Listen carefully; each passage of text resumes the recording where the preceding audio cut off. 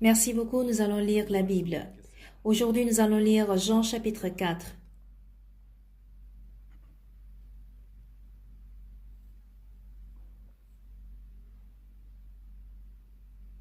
Lisons Jean chapitre 4, partie du verset 46.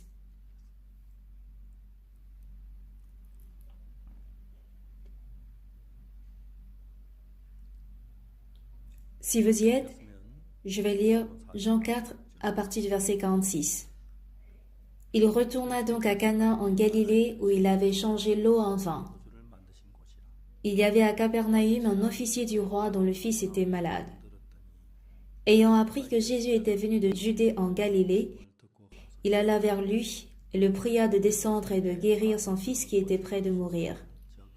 Jésus lui dit, « Si vous ne voyez des miracles et des prodiges, vous ne croyez point. » L'officier du roi lui dit, « Seigneur, descends avant que mon enfant meure. » « Va, lui dit Jésus, ton fils vit. » Et cet homme crut à la parole que Jésus lui avait dite, et il s'en alla.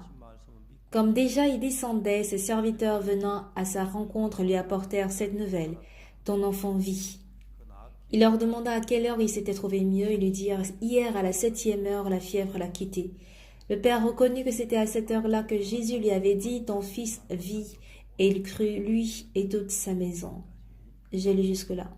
Il me reste le verset 54. Je vais lire. Jésus fit encore ce second miracle lorsqu'il fut venu de Judée en Galilée. La première des choses que Jésus a faites était de transformer l'eau en vin aux noces à Cana en Galilée. Le fils de l'officier du roi, par contre, habitait avec son père à Capernaüm en Galilée. Capernaüm est une petite ville située au nord de la mer de Galilée, tandis que Cana est située beaucoup plus vers le sud. On a Nazareth après Galilée. Nazareth, la ville où Jésus était né. J'ai essayé de calculer en gros la distance entre Cana en Galilée et Capernaüm en regardant la carte. La distance était d'environ 25 à 30 km. Je peux estimer cette distance. Quand le fils de l'officier du roi mourait à Capernaüm, il avait un fort désir de le sauver. L'officier n'avait pas de moyens pour le traiter, pour le soigner, mais il entend la nouvelle de nouveau. Il entend la nouvelle de Jésus au même instant. L'officier du roi descend donc jusqu'à Cana en Galilée en vue de sauver son fils. Une fois qu'il entend la nouvelle de la présence de Jésus, il vient vers Jésus, supplie de guérir son fils. Et la réponse de Jésus était, « Si vous ne voyez des miracles, si vous ne voyez des miracles et des prodiges, vous ne croyez point. » L'officier réplique, « Seigneur, descends avant que mon enfant meure. »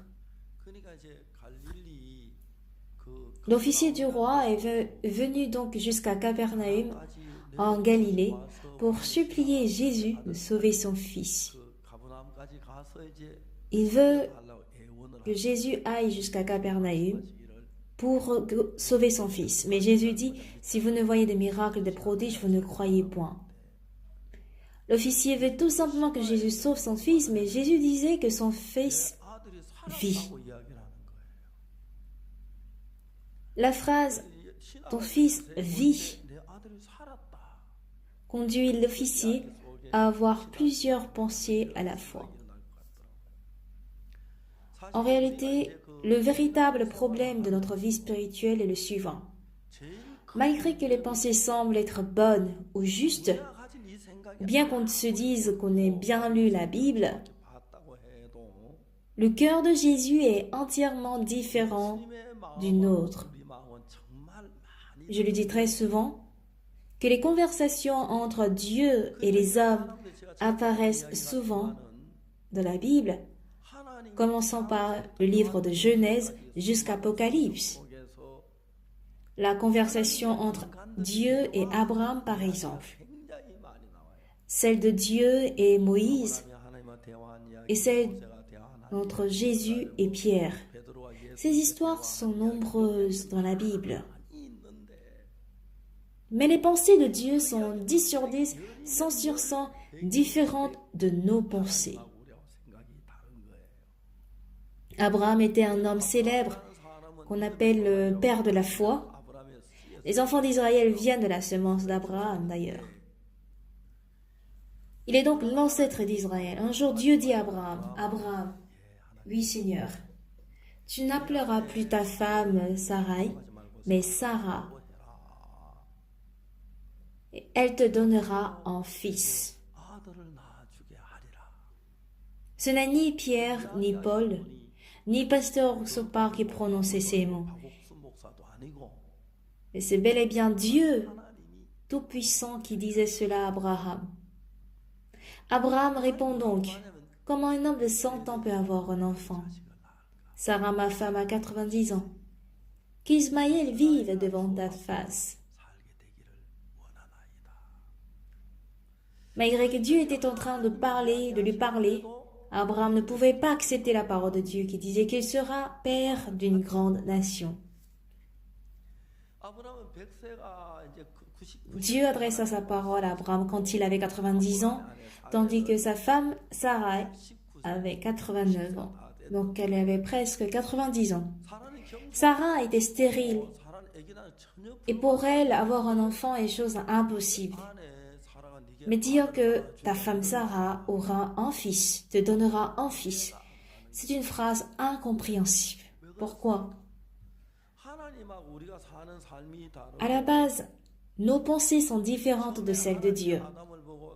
Quand Dieu a dit à Abraham, quand Dieu a dit au début à Adam, « Tu mangeras de tous les arbres du jardin, mais tu ne mangeras pas du fruit de la connaissance du bien et du mal, car le jour où tu en mangeras, tu mourras. » Mais le serpent tente Adam, lui disant, « Tu ne mourras pas. Le jour où tu en mangeras, tes yeux s'ouvriront. Tu seras comme Dieu, connaissant le bien et le mal. » Dans la parole du serpent se trouve la tentation. Quel genre de tentation? Si tu manges de ce fruit du bien et du mal, tu deviendras comme Dieu. Sois comme Dieu, c'est génial. Bien-aimé, Adam avait cette envie de devenir comme Dieu. Voilà pourquoi il s'est rébellé contre la parole de Dieu pour suivre la parole du serpent.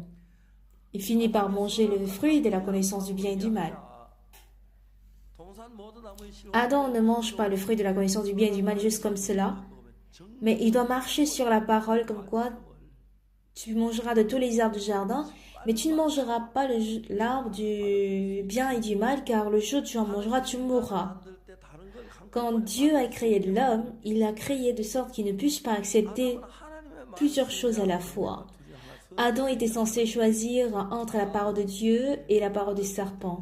Mais il a fini par choisir la parole du serpent. Il est devenu une partie de serpent.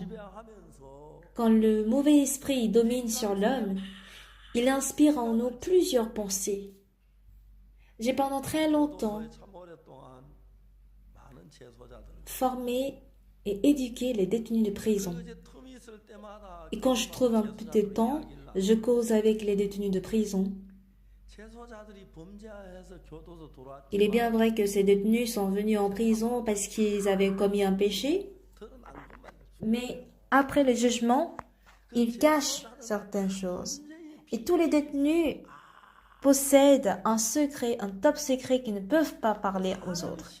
Mais ce qui est intéressant chez la psychologie de l'homme, c'est que plus c'est un secret, plus on a envie d'en parler. Est-ce que ça vous arrive aussi? Si vous parlez de cela à tout le monde, c'est dangereux. Donc, ils viennent vers nous pour parler de leurs crimes. Il y a une personne que j'avais croisée et cette personne avait volé, mais son histoire est intéressante. Il a pris un couteau pour entrer dans une maison. Et dans la cour de maison, il y avait une femme qui faisait la lessive. Il a tendu le couteau pour dire « Donne-moi l'argent ». Et la femme a dit « Monsieur, tu as mal fait de venir dans cette maison ». Et ce voleur s'est mis à penser, est-elle un peu malade? Comment un voleur peut mal faire de venir dans une maison? Il a cru que cette femme avait un problème mental, mais elle suit mon mari. Elle finit par dire, mon mari est un officier et il est en congé, il est à la maison. Donc chérie, il a appelé. Dès que la porte de la chambre était ouverte, il y avait un grand gaillard qui est sorti. Il s'est souvenu de la marche de ce monsieur, mais il ne se souvient plus de la suite. Et quand il a pris conscience, il était à l'état où il a reçu plusieurs coups et il était dans la maison de détention, la maison d'arrêt de la police. Ce sont ceux qui ne savent pas qui disent que ce sont les voleurs qui volent, mais le vol n'est jamais une chose facile. Parce qu'avant de voler, on a peur. Donc j'ai entendu l'histoire de plusieurs criminels, plusieurs détenus. Et en les écoutant parler, je constate qu'il y a un point commun dans toutes leurs histoires. Et quand ils commencent leurs histoires, ils disent toujours « Jusqu'à ce que cela n'arrive, j'étais heureux ». C'est-à-dire qu'ils étaient heureux jusqu'à ce que tel ou tel incident s'est passé. Ce qui est clair, c'est qu'une pensée surgit dans leur cœur et nous conduit vers une direction vers laquelle je n'ai jamais imaginé auparavant. La plupart des personnes ignorent ce fait. Et si on réfléchit un tout petit peu, il y a une pensée qui entre en moi. À titre d'exemple, une femme qui a commis d'adultère n'a pas juste pensé à « Ah, ce gars est beau, je voudrais coucher une nuit avec lui. » Bon, supposons qu'elle a pensé à « Ah, ce monsieur est beau, je voudrais bien coucher une nuit avec lui. » Elle se jette pas dans l'adultère sur le coup.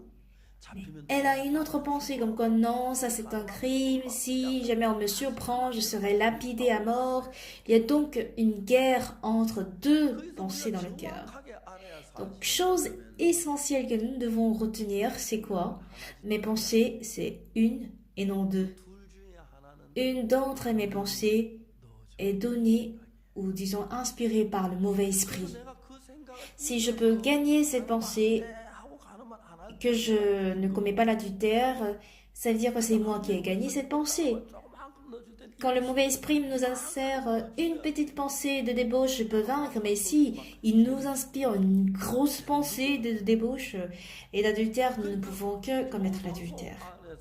Donc, en suivant tout ce que disaient les détenus de prison, ils disaient tous pareillement que j'étais heureux jusqu'à tel jour. C'est-à-dire jusqu'au jour où une pensée est entrée dans leur cœur. Et quand ils finissent leurs histoires, ils disent « Ce jour-là, je n'étais pas en fait sur moi-même. J'avais l'impression d'être, disons, possédé par quelque chose. » Certains parlent de leur meurtre. Et j'ai croisé un détenu qui avait un cœur très doux comme une femme. Bon, je suis désolée, c'est pas toutes les femmes qui ont un cœur doux. Je me suis demandé quel crime a-t-il commis? Parce qu'il était trop gentil.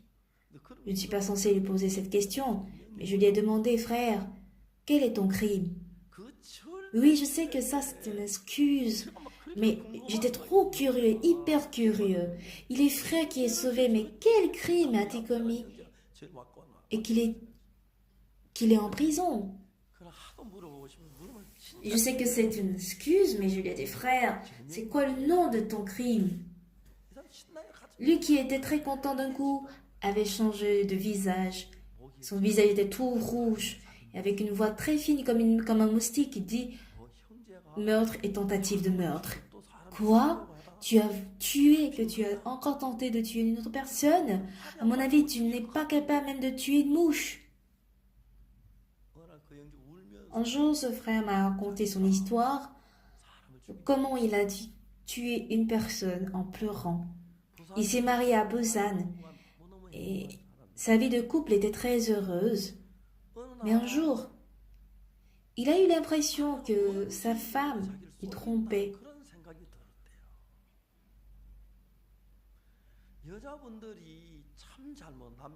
Ce qui est très mauvais chez les femmes, c'est qu'elles mentent au mari.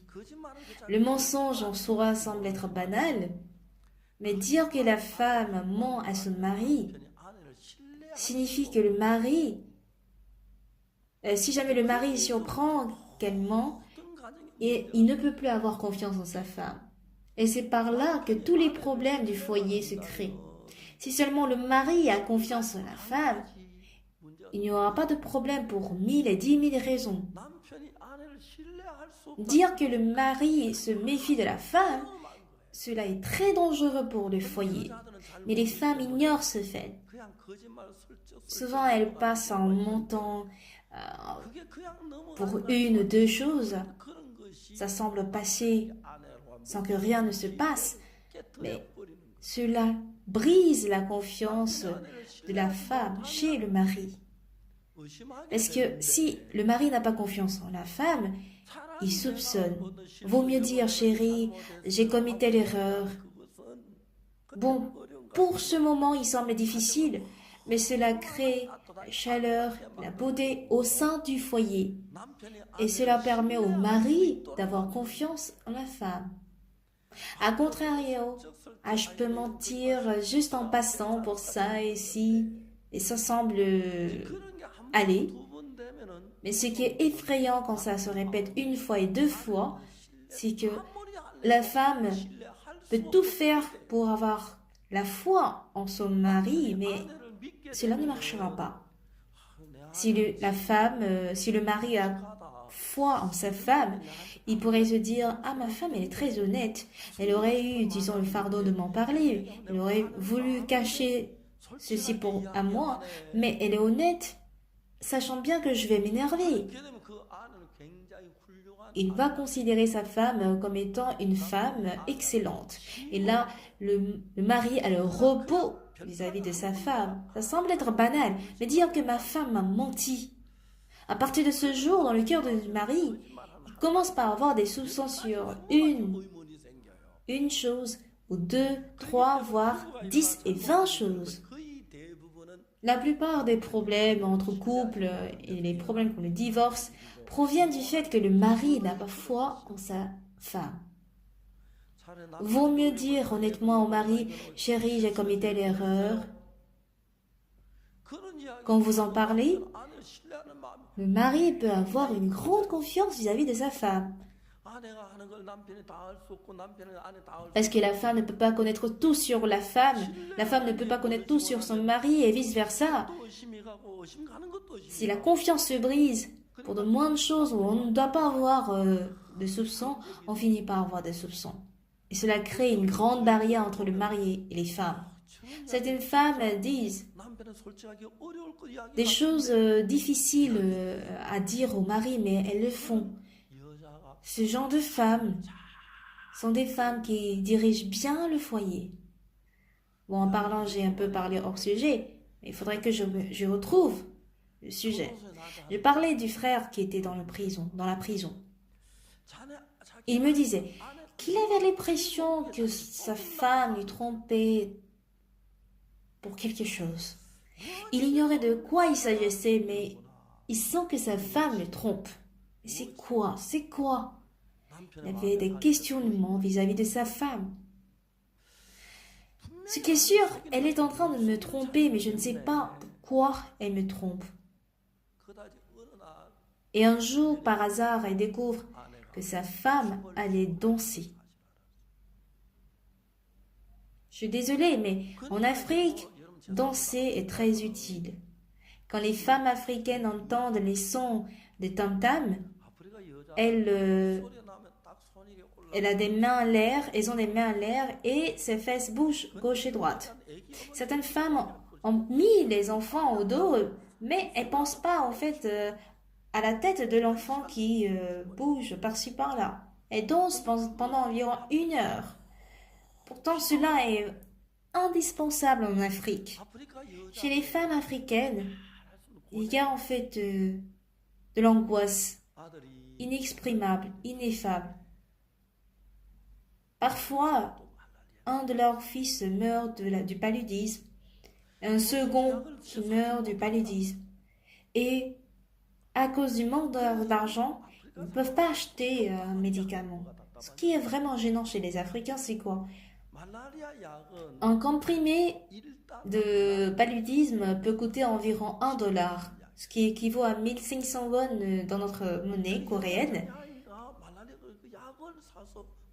Si elle achète des comprimés contre le palu, son fils peut guérir, mais il n'a pas l'argent.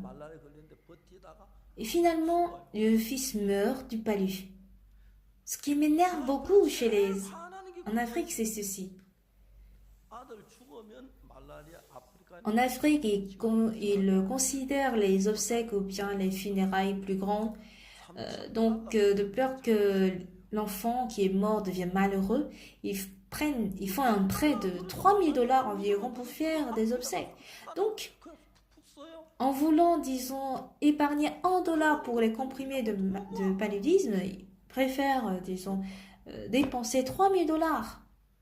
Ils finissent par dépenser $3000. Mais, bref, la danse en Afrique est très bonne.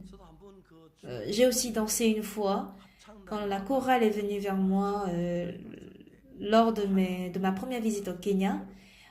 Ils m'ont accueilli et ensemble avec le chef d'orchestre, on a dansé. Il y a un pasteur qui a filmé en fait ma danse et ma femme m'a vu danser. Elle a dit que mon step ne convient pas du tout au rythme normal. Et j'ai dit, c'est normal en Afrique quand on danse pas au rythme normal. C'est normal parce que j'ai jamais dansé. Ils dansent pas toute la journée, mais ils peuvent danser jusqu'à 1 heure de temps et ils oublient tous les angoisses. Voilà pourquoi il faut danser en Afrique. Et même chez nous, en IYF, on danse beaucoup. On fait des danses de folk dance. Les étudiants qui dansent avec les les étudiantes, elles ont honte au départ, mais selon les psychiatres, c'est bien que les garçons, les garçons avec les filles se tiennent la main et de danser ensemble, cela réduit les crimes liés au sexe. Donc, ce genre de danse est différent de danse dont pensent les Coréens. C'est la même danse D-A-N-S-E, mais la danse D-A-N-S-E en Corée et la même danse D-A-N-S-E en Afrique sont différents dans le concept. Donc, le mari a eu peur d'un coup. Il a tantôt critiqué sa femme ou tantôt consolé sa femme pour qu'elle arrête d'aller danser, mais elle n'a pas arrêté cela. Et cela rendait le mari fou. Tantôt, il avait même envie de la tuer. Un jour, il s'est rendu compte que sa femme n'aime pas danser, mais c'était sa grande sœur, c'est-à-dire sa belle-sœur, qui la conduisait à danser. Il s'est mis en colère qu'il est allé chez sa belle-sœur. Qu'est-ce que sa belle-sœur lui a dit? Belle-sœur, je t'en supplie, arrête d'aller danser avec ma femme. Il l'a supplié. Mais vous savez quoi? La belle-sœur s'est mise à, disons, moquer. Elle s'est mise à moquer de son beau-frère, disant, qui es-tu? C'est parce que tu fais souffrir ma petite sœur que tu es en train de me donner des ordres. Et ça lui a fait perdre la conscience, qu'il s'est rendu compte qu'il avait un couteau en main et du sang. Sa belle-sœur étant couchée à terre en saignant. J'ai tué une personne. Il est sorti pour dire, j'ai tué une personne. Venez tous, je vous tuerai tous aussi. C'est ainsi qu'il est devenu un meurtrier. Qu'il a même aussi tenté de commettre un nouveau meurtre. L'avocat est arrivé en prison, mais il avait renvoyé l'avocat à plusieurs reprises. Et finalement, l'avocat lui dit, tu penses que je viens ici à cause de frais de plaie? Même si tu me paies, ça ne me suffit pas de payer même une bouteille d'alcool. C'est parce que j'avais pitié de ta vie. Après avoir crié, il a rappelé pour faire asseoir.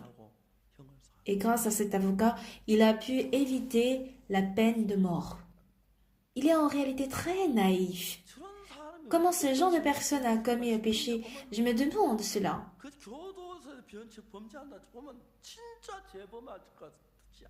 Il est vraiment une personne qui n'est pas censée commettre un crime. Mais j'ai compris que c'était une pensée qui nous dirige vers cette direction. Dans le changement de mentalité, ça nous aide énormément à prévenir le divorce ou les crimes. Et je l'ai découvert dans la Bible. Et quand j'en parle aux ministres et aux personnels à haut niveau, et j'en parle de changement de mentalité, ils sont tous étonnés pour dire qu'ils en ont besoin dans leur pays. Si on observe si on observe le cœur de l'homme de près, on a cette envie de courir vers le mal et de commettre le crime, de commettre l'adultère. Cela surgit de temps en temps. Si cela est ma pensée, je dois avoir qu'une seule pensée, qu'il n'y ait pas de combat. Mais il y a toujours des combats entre deux pensées. Finalement, la pensée qui gagne domine le corps. Donc, commettre l'adultère ou pas dépend de la pensée qui gagne dans notre cœur. Si le cœur de commettre l'adultère gagne, c'est l'adultère qui va diriger mon corps à commettre l'adultère. Et le vol qui va gagner va conduire le corps à voler. Ainsi de suite. Donc dire qu'il y a toujours deux éléments et qu'il y a un élément qui nous dirige, ça veut dire qu'un d'entre les deux est inspiré par le diable. Mais en général, nous croyons que toutes ces pensées nous appartiennent. Donc par ici, je parle de l'officier du roi. Son fils est mort. Il est doué dans le gouvernement du pays, mais il ne connaît pas le monde du cœur. Voici son fils bien-aimé qui meurt.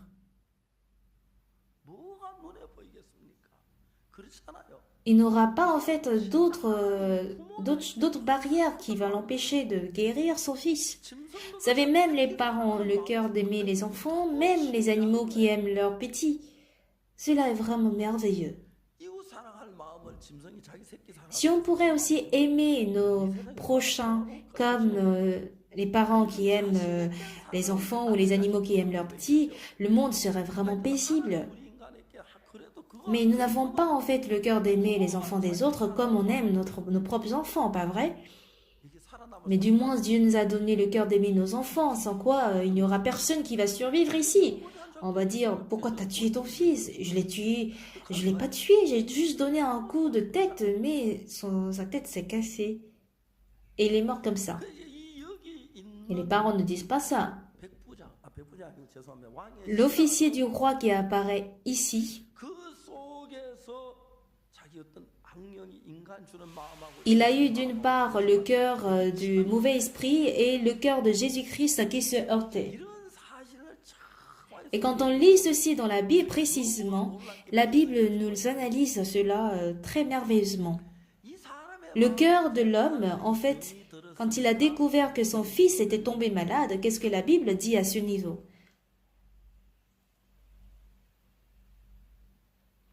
Lisons le verset 47.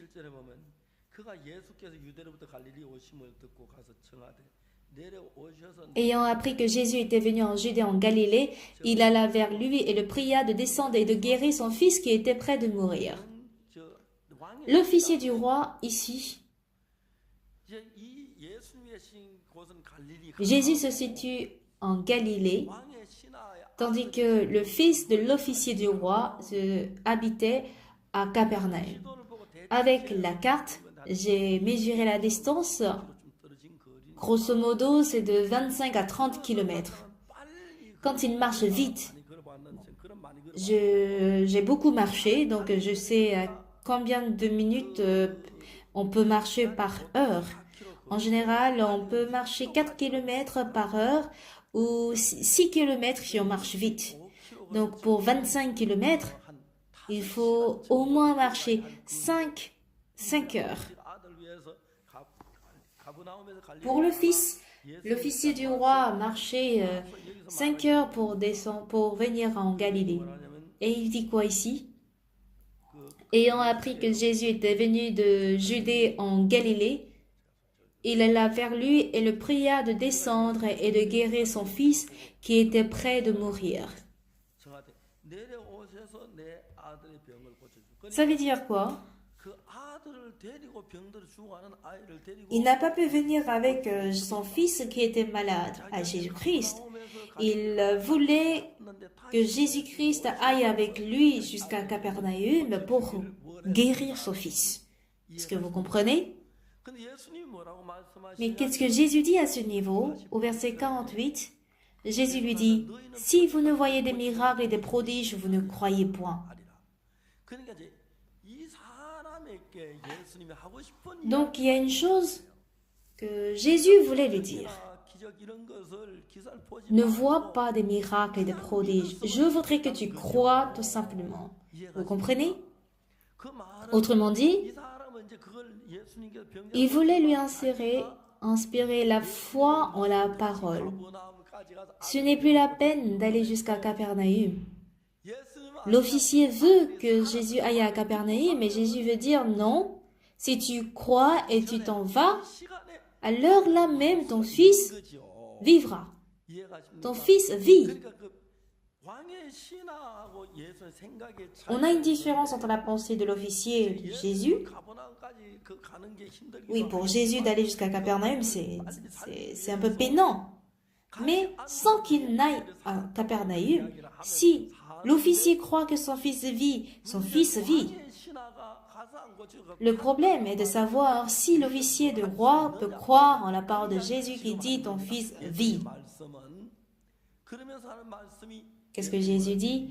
« Va, ton fils vit ». L'officier du roi venait avec gens de cœur.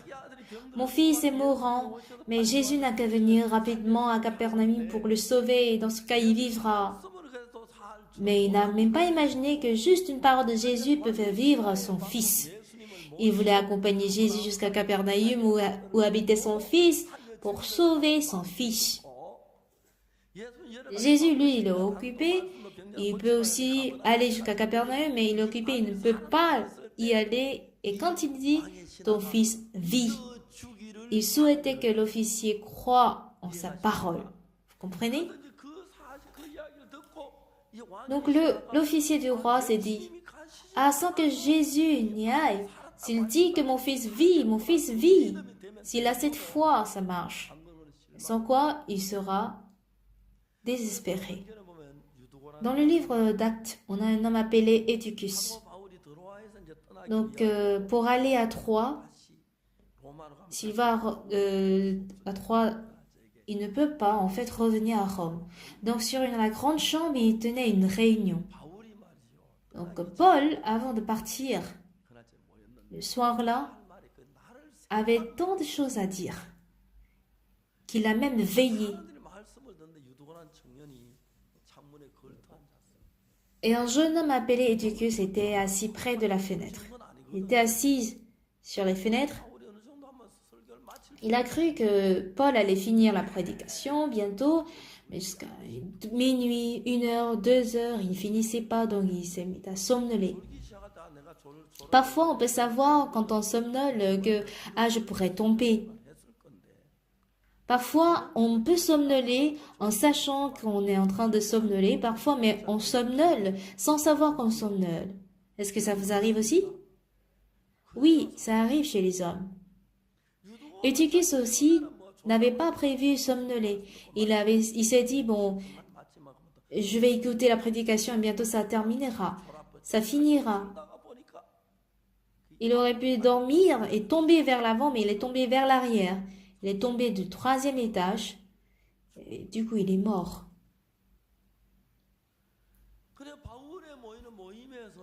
C'est une dernière réunion avec Paul. Mais c'est embarrassant de savoir que Eutychus est mort. Et Paul est descendu. Et voilà Eutychus qui est mort. Mais vous savez, Paul, il croit en Jésus. Jésus, il est invisible, mais il est avec nous, pas vrai? Pourquoi votre réponse est faible? Il est invisible, mais vous êtes sûr que Jésus est avec vous? Vous le croyez? Vous le croyez, non? Je crois qu'il y a beaucoup qui ne croient pas en voyant votre réponse. Écoutez-moi bien. Jésus est invisible, pourtant, il est toujours avec nous. Hier, aujourd'hui et pour toujours, il est avec nous. Alors, s'il est avec nous, nous allons poursuivre notre histoire. Eutychus est tombé du 3e étage. Il vient à peine de mourir, n'est-ce pas? Il vient à peine de tomber, il est mort. Mais si Jésus est là, il peut le sauver. Vrai ou faux? À l'état où il n'y a pas Jésus et que Eutychus est mort, Paul pouvait se condamner, disant, est-ce que ma prédication était trop longue? Ah, j'ai mal fait de parler longtemps, ce qui a fait un mort. J'aurais pu partir plus tôt.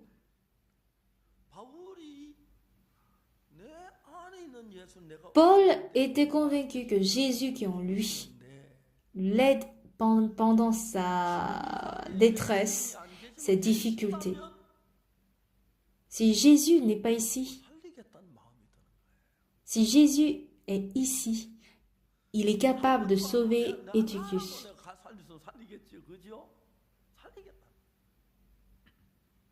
Quand on voit physiquement Eutychus, il est tombé, blessé, et son cœur a cessé de battre. Mais au cas où Jésus sera là, il ne le laissera pas, il le sauvera. Et Paul a dit, ne vous troublez pas, car son âme est en lui. Car son âme est en lui. Est-ce que c'est ça? Son âme était en lui. Oui. Pourquoi? Parce que Jésus était là. Chose intéressante dans la Bible, c'est quoi? Dans Genèse chapitre 1, au commencement, Dieu créa le ciel et la terre. Ensuite, la terre était informe et vide, il y avait de ténèbres à la surface de l'abîme, et l'Esprit de Dieu se mouvait au-dessus des eaux. Alors Jésus a créé le ciel et la terre. On ne sait pas ce qui s'est passé, mais la terre était dans le vide. La terre était informe. La terre avait des ténèbres. Est-ce que les ténèbres vous préviennent avant de venir? Non, ce n'est pas le cas. Parfois, des difficultés, des problèmes et des angoisses nous visitent. Oui. La terre était informée vide, les ténèbres étaient à la surface de l'abîme. Même si 1000 ans, des trillions d'années passent, la terre n'est pas digne de sortir des ténèbres. Il n'a même pas d'ailleurs cette force pour vaincre les ténèbres, ni le vide, ni les formes. Mais l'éternel Dieu, l'Esprit de Dieu était là, pas vrai? Quand Dieu a dit que la lumière soit, autrement dit, que les ténèbres disparaissent. Si la lumière est là, les ténèbres ne peuvent que disparaître, n'est-ce pas? Oui, les ténèbres ont disparu. C'est le même principe. Dans notre vie, il y a tantôt la difficulté, tantôt la douleur, tantôt la souffrance. Si nous nous débattons par les méthodes humaines, nous ne pourrions jamais nous en sortir.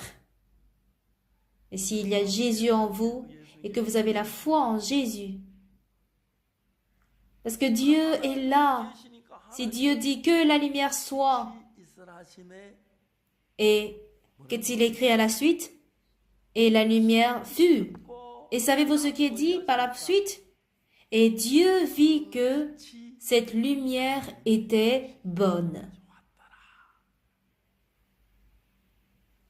Donc si Dieu domine notre cœur.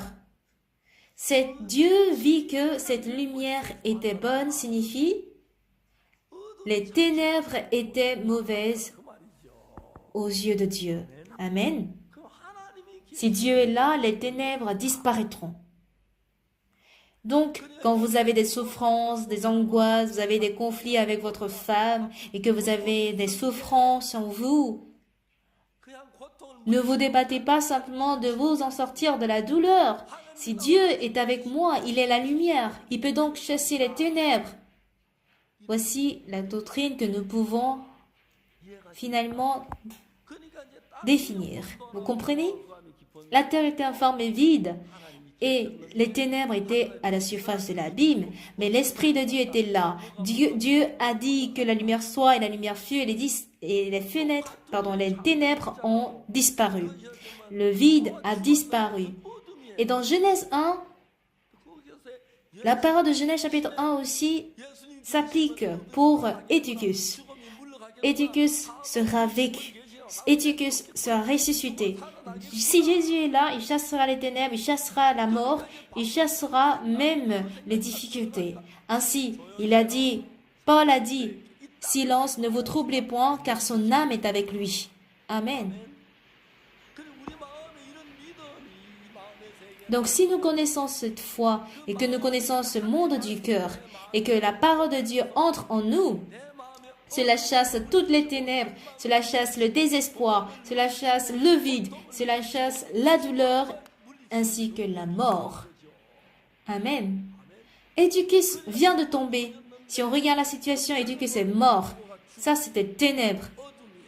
Mais ce qui est en moi, Jésus qui est en moi, il est la lumière. Si cette lumière est là, les ténèbres disparaîtront, la mort disparaîtront. Et quand Paul pouvait avoir ce calcul, il a dit, ne vous troublez point, car son âme est avec lui. Arrêtez de bavarder. C'est ce qu'il peut dire. Est-ce que vous comprenez? Et la Bible est ainsi. Johann était piqué par le scorpion, il était presque mourant. Le désespoir est entré en lui. Mais s'il regarde Dieu, s'il se confie en Dieu, il lui donnera une nouvelle force. Cette parole était tellement sûre et certaine. Johann, écoute-moi. Tu as été piqué par le scorpion et tu es en train de mourir. Le docteur dit que tu ne peux pas vivre plus de 1 ou 2 heures. Mais la Bible dit quoi? Dans Ésaïe chapitre 40, verset 31, tous ceux qui se confient en l'Éternel renouvellent leur force. Donc, Johann, écoute cette parole, crois en cette parole, confie-toi en l'Éternel et selon cette promesse de Dieu, il te donnera une nouvelle force et ainsi tu peux vaincre le venin du scorpion. Le venin du scorpion ne peut plus travailler en toi. Dans notre vie, plusieurs ténèbres, désespoir, souffrance et angoisse nous parviennent. Les hommes détestent cela. Il écoute l'évangile, il veut aussi gagner de l'argent, il veut vivre dans une bonne maison, dans une belle maison et conduire une bonne voiture. Il veut bien manger, bien vivre. Mais est-ce une raison pour laquelle le malheur ne vient pas en nous? Est-ce une raison pour laquelle la souffrance et la tristesse et les ténèbres ne viennent pas?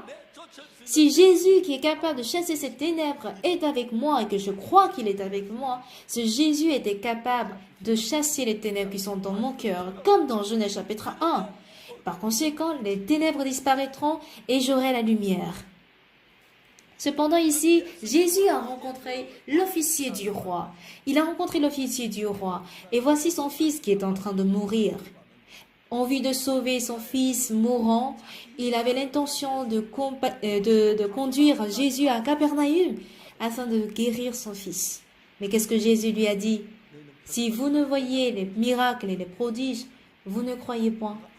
Ça veut dire autrement, crois en moi sans que tu ne vois les miracles. Il ne sait pas, il n'a pas vu si son fils était vivant ou pas. Mais il a écouté la parole de Jésus qui dit, ton fils vit. L'officier du roi a écouté la parole, ton fils vit. S'il croit en Jésus, il doit croire que son fils vit, pas vrai? Et s'il ne le croit pas, Jésus ne peut pas travailler, pas vrai? Mais il ne peut pas s'empêcher de ne pas croire en cette parole. L'officier du roi pense qu'il est plus sécurisant que Jésus se déplace pour guérir son fils. Et si jamais mon fils ne vit pas, est-ce que sa parole peut vraiment suffire de guérir ou de sauver mon fils? Jésus dit, ton fils vit. Il ne peut pas s'empêcher de ne pas croire. Pourquoi? Parce que Jésus croit qu'il est vivant. Il n'avait pas l'impression que Jésus-Christ va se déplacer pour aller se guérir son fils. Donc, crois qu'il est vivant. Va. Jésus ne pourrait pas l'accompagner encore pour aller jusqu'à Capernaum. De toute façon, il n'est pas du tout concentré à cela. L'essentiel, c'est de savoir si l'officier du roi croit en cela ou pas. S'il croit, son fils vivra. S'il ne croit pas, il ne vivra pas. Même s'il n'a pas la foi, il ne peut que croire. Voici comment Dieu nous dirige vers la foi. En réalité, bien-aimés, nous n'avons pas la foi de croire au pardon de péché. Nous avons toujours avoué que nous étions pécheurs parce que nous manquions de foi, pas vrai? On était plongés dans nos pensées. Mais voici comment Jésus crée la foi en nous. Nous n'avons jamais été au royaume des cieux, mais nous croyons que nous irons au royaume des cieux. Ça veut dire quoi? Il n'est pas allé à Capernaum, mais avant d'aller à Capernaum, il veut qu'on croie d'abord avant de se rendre à Capernaum. Eutychus est tombé, il est mort, il n'est pas encore vivant. Mais ça, l'apôtre Paul a cru que Jésus peut le faire vivre. Vous comprenez? À présent, il fait sombre, mais si Jésus est avec moi, il y aura la lumière. Le problème sera résolu. Il me guérira. Il travaillera en moi. Voici le genre de foi que Jésus et Dieu suscitent dans notre cœur. N'est-ce pas merveilleux? L'officier du roi n'avait pas de foi dès le départ. Bien-aimés, nous allons à l'église. Qu'est-ce que nous disons à l'église? Bon, que Park Ok-soo est intelligent? Bon, si vous le dites, vous êtes en train de perdre votre temps parce qu'il y a plus de gens plus intelligents que moi. Plus de gens intelligents que moi. Si vous voulez parler des gens intelligents, je ne dois pas être ici. Il y a beaucoup de personnes plus belles que moi, des gens plus grands de plus grande taille que moi. L'essentiel ici, c'est de croire en Dieu. Je continue toujours de dire, l'électricité passe par des câbles électriques. Et dans le monde du cœur, Dieu n'a pas besoin de câbles électriques comme le courant ou l'électricité, mais nous avons besoin d'avoir le même cœur. Pas vrai? Bien-aimés, quand vous avez fait le mariage, votre cœur était uni à votre conjoint ou conjointe. Vous n'avez pas commencé par vous disputer, n'est-ce pas? Mais en général, on dirait que vous êtes d'accord, mais pour aller en détail, vos pensées sont différentes de votre mari ou de votre femme. Pas vrai? Les femmes n'ont qu'à dire oui et obéir, mais parfois les femmes disent si je fais comme ça, s'il fait comme ça, notre maison va ruiner. Je pense mieux faire que lui. Et le mari dit, mais c'est parce que c'est moi que le foyer est en bon état. Sans moi, le foyer ne pourrait pas, en fait, évoluer. Les femmes sont beaucoup plus sérieuses dans leurs réflexions et les femmes pensent à la légère. Et moi aussi, j'ai souvent dit ceci. Ah, je ne devrais pas penser comme ma femme. Si ma femme me suit, il y a la paix. Et si elle ne me suit pas, on a de querelles. Ce n'est pas seulement dans ma famille. Dans votre famille aussi, c'est pareil. Entre couples, vous vous arrêtez aux disputes, mais ne pas croire en Jésus est plus grave que le fait de disputer. Entre mari et femme, ils se disputent quand ils n'ont pas le même cœur, ils pleurent, ils se disputent, ils pleurent, ils se disputent et ils font la paix. Mais en ce qui concerne Jésus, si on ne croit pas, Dieu ne peut pas travailler. Si vous ne croyez pas, Dieu ne peut pas travailler. Du coup, nous avons besoin de la foi. Alors, le serviteur, l'officier du roi a dit, est-ce que mon fils sera guéri parce que tu as juste prononcé une parole? Mon fils ne serait pas guéri. Donc, je te propose même d'aller à la maison pour le guérir. Ça veut dire qu'il ne croit pas. Et Jésus n'a qu'à dire, je n'irai pas. Qu'est-ce qui prouve que tu crois en moi si tu ne me crois pas même maintenant? À quoi ça sert que j'aille là-bas si tu ne me crois pas? Mais à l'inverse, croire à la parole de Jésus. Comme Paul qui a cru en la parole de Jésus, qui a cru que Eutychus n'était pas mort, mais qu'il est vivant. Dieu s'est mis à travailler merveilleusement. Vous pouvez dire Amen. Cet officier du roi avait espéré que Jésus vienne guérir son fils. Non seulement Jésus a guéri la maladie de son fils, mais il a aussi surgi la foi que son fils vit. Donc, crois.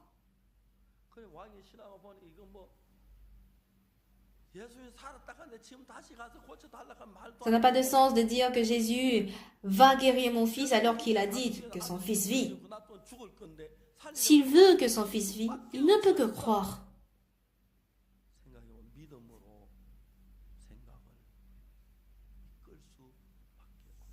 Donc, Jésus ne pouvait que le diriger vers la foi. Je ne sais pas comment ce fait est merveilleux et étonnant. Voici comment Dieu travaille dans notre vie également. Nos pensées sont différentes de celles de Dieu.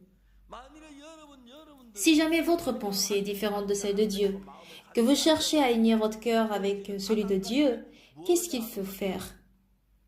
C'est de se dire, mes pensées ont tort, les pensées de Jésus ont raison. Les pensées de Jésus ont raison, donc je n'ai qu'à croire que Jésus m'a guéri. Si Dieu dit qu'il va pleuvoir, il n'y a pas besoin de savoir s'il va pleuvoir ou ne pas pleuvoir selon moi. L'essentiel, c'est que Dieu dit qu'il va pleuvoir. Donc il faut construire l'arche. Celui qui ne croit pas ne peut que périr sans avoir construit l'arche. Noé était entré dans l'arche, mais pendant 1 semaine, il n'a pas plu. Et les gens disent quoi? Noé, sors de l'arche, il fait chaud à l'intérieur, il ne pleut pas dehors. Tu es en train de dire qu'il va pleuvoir? Arrête de dire quelque chose qui n'a pas de sens, il ne pleut pas du tout dehors. 1 jour après, il n'a toujours pas plu. 2 jours après, il n'a toujours pas plu. 3 jours après, tout le monde s'est moqué de lui. Oh là là, je ne sais pas qu'est-ce qu'il a rendu fou. Tout le monde aurait insulté Noé. Mais 1 semaine après, un jour, ce jour-là, ils sont sortis pour dire « Noé, regarde, ça fait 1 semaine, il n'a pas plu, sors de là, qu'est-ce que tu fais là ?» Et il y a eu des nuages dans le ciel. Et il s'est mis à pleuvoir abondamment. J'ai essayé de le réfléchir. Pendant 40 jours, il a plu. Et toutes les hautes montagnes ont été couvertes. Le plus grand mont Everest à une hauteur de 8800 mètres. C'est ça? Ou bien c'est 8084 mètres? C'est combien de mètres? 8800? 48? 38? En tout cas, ça dépasse 8800 mètres, d'accord? Ça, c'est plus facile. Si vous voulez monter à une hauteur de 8800 mètres pendant 40 jours, bon, les calculs sont un peu compliqués. Si on suppose qu'on a 20 heures par jour, oui, c'est 24 heures par jour, mais on suppose que c'est 20 heures par jour et que pendant 40 jours, l'eau a atteint 8000 mètres. On enlève 800 mètres, d'accord, et on suppose que c'est 8000 mètres.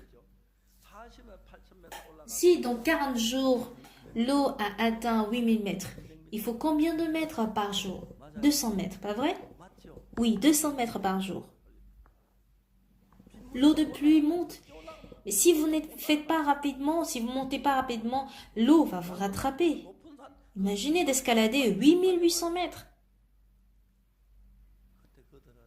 Ceux qui ont méprisé Dieu sont tous morts, sans aucune exception. Et c'est pareil aujourd'hui. Le Seigneur n'est pas venu là maintenant. Nous ne sommes pas encore morts. Mais les gens disent, bon, si je meurs, je n'ai qu'à aller en enfer. Je n'irai pas au ciel, c'est trop compliqué. Je préfère aller en enfer. Par des choses vraiment qui n'ont pas de sens. Que vous considérez cette parole comme insensée ou pas, c'est la parole de Dieu, c'est la vérité. C'est parce que vous lisez la Bible grosso modo vaguement et que vous ne pensez pas profondément. Mais quand vous y pensez, celui qui ne fabrique pas l'arche meurt.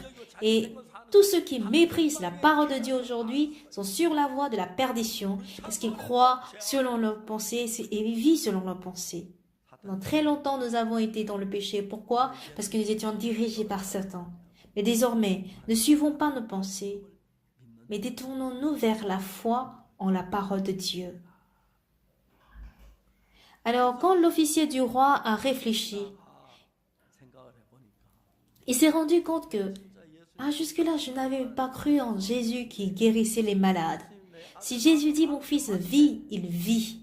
Alors Jésus, merci. Mon fils, il est effectivement vivant. Il va retourner à Capernaum.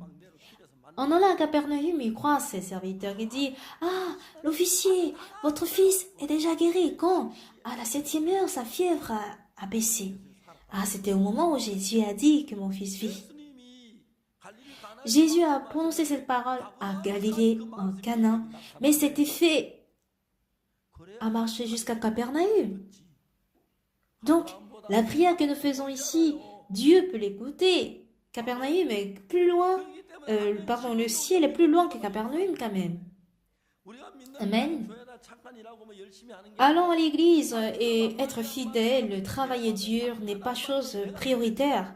La priorité, c'est de croire en la parole de Dieu, quoi qu'elle nous convienne ou pas. Parce que j'ai tort et la parole de Jésus est vraie.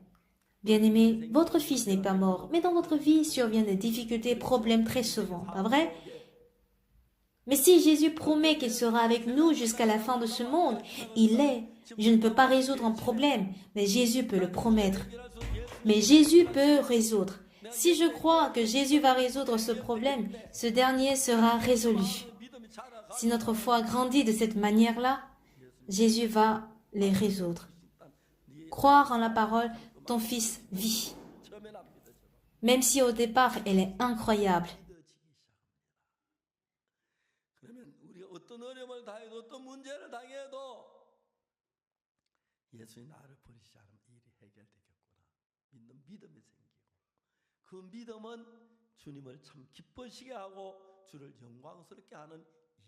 J'obtiens ainsi la foi. Je peux plaire le Seigneur et rendre le Seigneur glorieux. Vous pouvez dire Amen. Abandonnons toutes nos connaissances et expériences pour croire en Jésus. Ne croyons pas uniquement aux choses compréhensibles. La parole de Jésus semble dénudée de sens, mais quand vous la croyez, vous devenez un avec Jésus. La puissance merveilleuse de Jésus se manifestera et vous verrez que cette puissance pourra résoudre même les petites et grandes choses dans votre vie. C'est ainsi que j'ai cru et j'ai expérimenté plusieurs œuvres de Dieu autour de moi. Que Dieu œuvre de même dans votre vie. Ne vivez plus par votre propre force, mais soyez un avec Jésus. Reposez-vous sur la force de Jésus. Je ne peux pas guérir mon fils, mais Jésus peut le faire. Si Jésus dit qu'il est vivant, il l'est. Si Jésus dit que mes péchés sont rendus propres, ils le sont. S'il dit que je suis justifié, je le suis. Lorsque j'abandonne ainsi mes pensées pour courir dans la foi en Jésus, je deviens pareil que lui. Et quelles que soient les difficultés et les problèmes de notre vie, vous recevrez la bénédiction de Jésus. Et lorsque vous irez au ciel, Dieu dira, tu as bien fait, mon fidèle serviteur. J'espère que vous soyez de telles personnes. Pour un moment, nous allons avoir un moment de prière au Seigneur. Prions.